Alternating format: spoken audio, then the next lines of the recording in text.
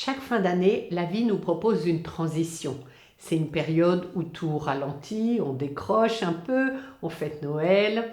On perd un peu nos repères d'ailleurs, on est hors du temps, c'est la trêve des confiseurs. Alors pour redémarrer, on a besoin de faire un peu le point et donc qu'on le veuille ou non, qu'on le fasse en conscience ou pas, eh bien il se fait une sorte de bilan. Alors chacun à sa manière, plus ou moins profond. Faire un bilan, c'est pas juste regarder en arrière, au fait j'en étais où et je reprends la suite. Non, faire un bilan utile, c'est reprendre avec conscience le chemin parcouru jusque-là. Prendre conscience donc du chemin parcouru, des expériences vécues aussi, des forces exprimées, des apprentissages. Qu'est-ce que tu veux vraiment garder et pourquoi? Pour faire mieux, pour évoluer.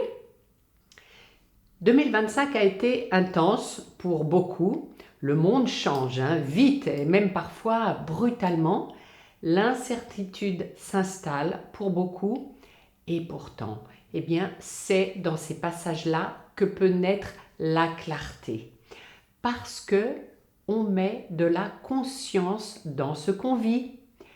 C'est une opportunité de se poser et de le faire. Et alors pour ça, j'ai créé un outil pour t'aider à vivre cette transition en conscience. C'est un bilan de fin d'année à remplir un petit peu pas à pas. Alors, ce n'est pas un questionnaire mental, ce sont des questions, mais des questions de déploiement de conscience. C'est un espace de réflexion et puis de recentrage sur tes 4 dimensions, ton corps, ton cœur, ton esprit et puis ton élan de vie. Tu trouveras dans ce bilan des questions guidées pour explorer avec légèreté mais en conscience ce que tu as vécu cette année et ce qu'elle t'a enseigné. Et puis le cycle aussi, c'est important de regarder sur une certaine durée.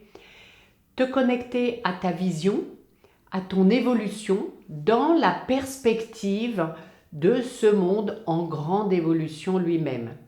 Donc, c'est des questions vraiment à te poser en dehors des sentiers battus.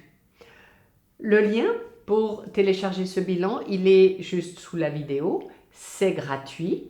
Tu t'inscris, tu reçois un email de téléchargement. Alors, les adresses Hotmail ne reçoivent pas mes messages. Je n'ai pas d'explication. Il faut utiliser une autre adresse et puis vérifier tes spams si tu vois que ça n'arrive pas. Et puis sinon, m'envoyer un petit commentaire sous cette vidéo et on trouvera une solution.